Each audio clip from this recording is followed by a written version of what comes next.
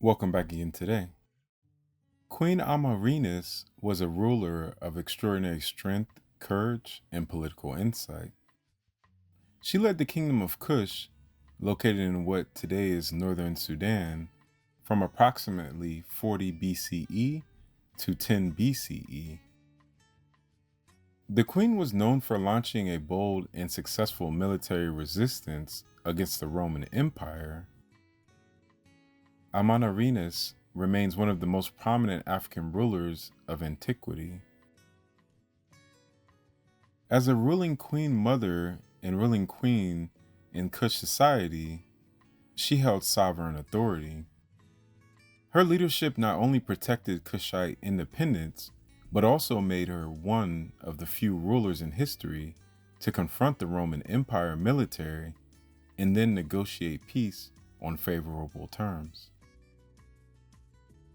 The Kingdom of Kush was a wealthy and powerful civilization in Northeast Africa, with a long-standing relationship, sometimes hostile, sometimes cooperative, with its northern neighbor, Egypt.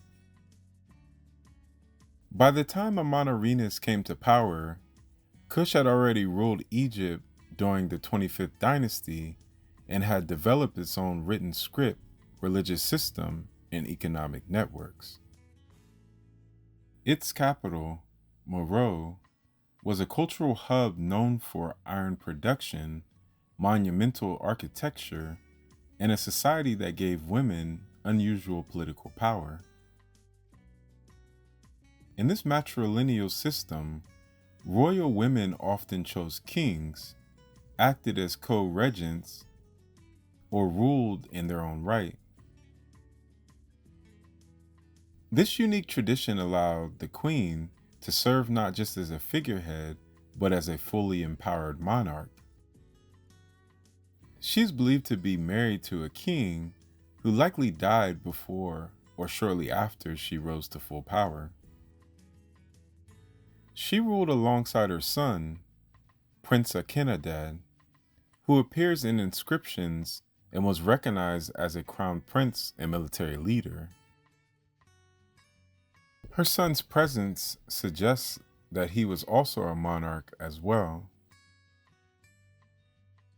Her physical appearance is largely unknown, but Roman sources, particularly the historian Strabo, note that she was blinded in one eye, likely from battle. This detail underscores her direct involvement in military campaigns rather than ruling solely from a palace. Queen Amanirenas is most famous for her confrontation with Rome.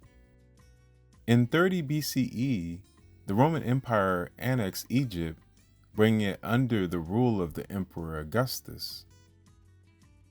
This expansion brought Roman garrisons directly to Kush's northern border. Roman taxation and military fortification in the region disrupted trade routes and threatened Kushite autonomy. In 24 BCE, the queen responded by launching a full-scale invasion of Roman-held Egypt. Her forces successfully captured key border towns, including modern-day Aswan in Egypt. During the campaign, the Kushites destroyed Roman forts, took prisoners, and looted supplies. In a powerful act of political defiance, they decapitated a bronze statue of Augustus Caesar and brought the head back to Meroe, where it was buried beneath the steps of a temple so that every visitor would trample upon the image of the Roman Empire. Gaius Petronius, the Roman governor of Egypt, led a counterattack that recaptured the lost territory and pushed south into Kushite lands. In 22 BCE, Roman forces reached and sacked the city of Napata, an important religious and administrative center. Despite this setback, the queen refused to surrender, and instead, she adopted guerrilla tactics. She would use the terrain to her advantage, attacking supply lines and avoiding large-scale engagements. Her resilience frustrated the Romans, who were unable to hold territory deep in Kush. These smaller, mobile attacks proved effective in wearing down Roman morale and resources. Recognizing the stalemate, Amanirenas made the bold move to negotiate directly with Rome. In 20 BCE, she sent envoys to Emperor Augustus, who was then in Samos. The resulting treaty was highly unusual for Roman diplomacy. Rome agreed to withdraw from the area between southern Egypt and northern Sudan, creating a buffer zone. Most notably, Kush was not required to pay tribute, something Rome typically imposed on its neighbors. The treaty recognized Kush as a sovereign power and established a peaceful border that held for several decades. This outcome was a diplomatic victory for Amanirenas, who preserved her kingdom's independence and dignity through both force and negotiation. During her reign, the queen also oversaw the administration of a vibrant and complex society. Meroe was a center of industry, religion, and trade in the ancient world. Kush exported gold, ivory, iron, and exotic animals and maintained commercial ties with Central Africa, the Mediterranean, and the Middle East.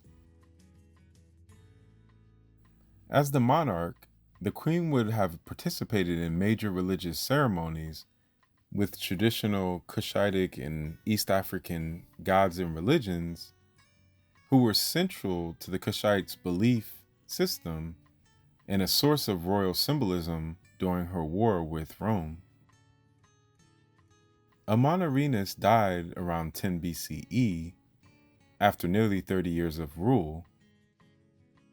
Her son did not outlive her and is believed to have died during or shortly after the Roman conflict, as his name disappears from the inscriptions. While her exact burial site has not been confirmed, it is assumed that she was buried at Meroe, where other royals were buried in pyramid tombs as well. She is one of the few rulers in world history, especially as a woman, who successfully fought against the Roman Empire and won favorable peace terms.